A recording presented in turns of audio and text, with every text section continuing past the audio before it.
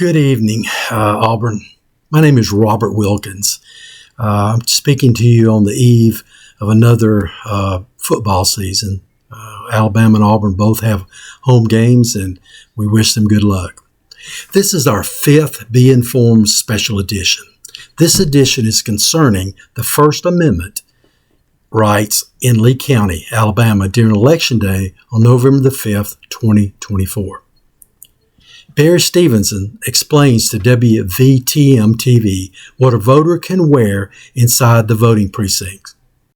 The law in Alabama is very broad as far as what a voter can wear into a precinct. Barry Stevenson with the Jefferson County Board of Registrars says concerns grew after news of a poll worker in Tennessee turned away voters for wearing Black Lives Matter t-shirts. He says that should not be a problem in Alabama. In our campaign schools for our poll workers, we cover this item in detail about what voters can wear. So what can Alabama voters wear? You basically can wear just about anything. You could wear a Trump t-shirt. You could wear a Biden t-shirt. You can wear a campaign sticker. You can wear a hat with a particular candidate's name on it. Stevenson says the laws are specific to each state and they are enforced by poll workers. So if you are voting in Alabama and turned away because of what you're wearing, they should call in each county, the probate judge is the chief election official. So they should call the probate judge's office in their respective county if they run into an incident like that on Election Day. He says if you're voting for the first time and want to capture the moment, it's okay to take a selfie with your ballot.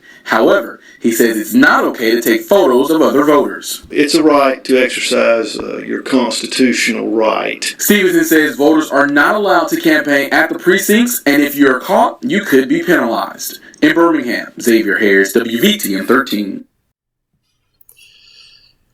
Why did our Lee County probate judge Bill English not provide the basic training to our Lee County poll workers? Tell us, Judge, especially concerning Sharon Braswell, while other counties in Alabama had proper training. Please do not continue to use the reason that Sharon must have missed the training on that day, because there are other Lee County poll workers who thought the same thing. Multiple Lee County residents contacted 1819 News Tuesday on Election Day, detailing stories of Chief Poll Inspector Sharon Braswell badgering voters at the Opelika Sportsplex. Several claimed Braswell threatened people with arrests, threatened to physically remove voters' MAGA's hat, escorted a man's daughter into the bathroom to turn her Trump-Vance sweatshirt inside out, and forced a woman out of the polling location. The Alabama Examiner had an exclusive interview with one of these Lee County families concerning their First Amendment rights. The Examiner stated at Poll Inspector Sharon Braswell at the Opelika Sportsplex, her action of multiple reports spread like wildfire throughout the community in the aftermath of Braswell's brazenly accosting voters wearing Trump hats and t-shirts while they waited to vote. What a way. One of these voters is James Adderegg, who provided this exclusive account to the Alabama Examiner of what had transpired. James said it was an exciting morning in our home. On Election Day, my wife, 3 daughters, and myself decided to go early so we could all get back to work.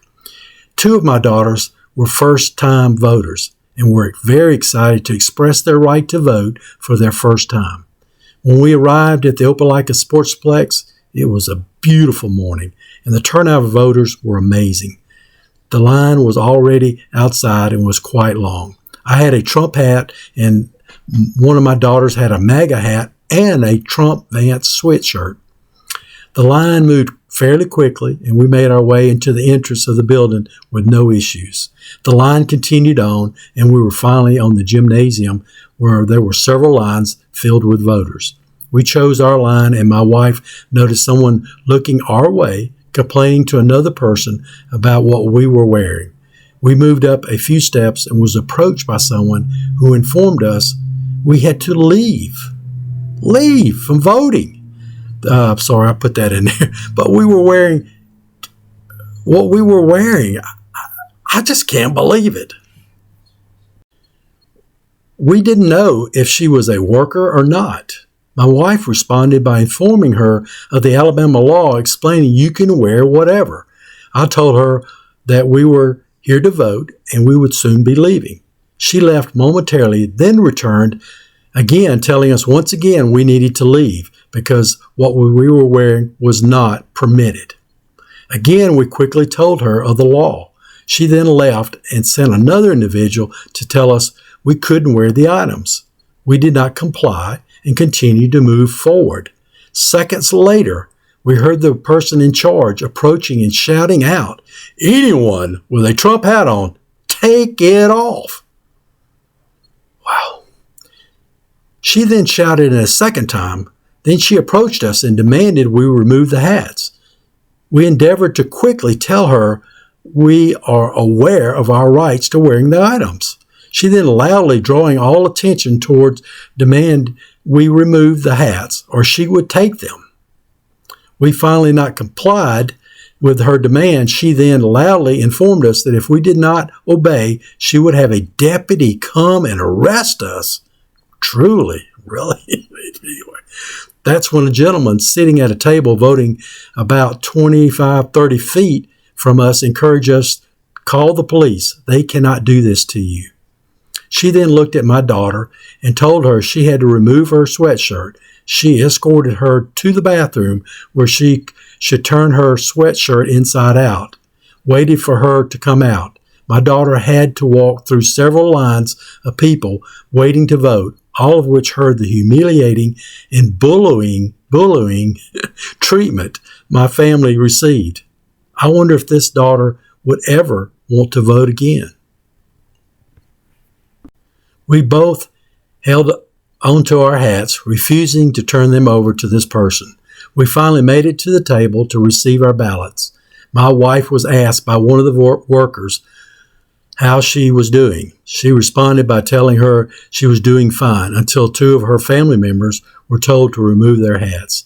This woman responded by telling her there are signs on the doors at the entrance, "You cannot wear these items," which was not the case. The signs informed you that you had to keep 30 feet away from the building if you were campaigning. He wasn't campaigning, he was getting a vote, and his family was, and his daughter and his wife.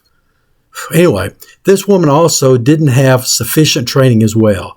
We all cast our vote, then began to look into how something like this could happen, and how could we stop this humiliating experience from happening to someone else, especially young voters voting for the first time. The 1819 News reported that Judge Bill English, quote, "We won't have another election until 2026, and the new judge will be the one to make that call." Really? Judge English? Anyway, Judge English continued and said, "There's no outcome, there's no punishment. We don't do things like that." You don't do things like what, Judge English? Like protecting the First Amendment rights of Lee County citizens? Are you kidding me? English said, "We'll report it in our reporting and story it." Wow. But the appointing board will have to make the call on her 2 years from now. 2 years! Can you believe we citizens voted for this incompetent, non-caring Judge English? He has failed Lee County on the quarry issue, the county garbage issue, and so much more. We are fortunate he decided not to run. One of our U.S. Court Supreme Justice, Hugo Black, who, by the way, is from Alabama, he said the very reason for the First Amendment is to make the people of this country free to think, speak, write, and worship as they wish, not as the government commands. Be informed by joining YouTube Auburn's Voice. Distribute this video to your friends and on social media. You can make a difference. Our Be Informed campaign. And be informed.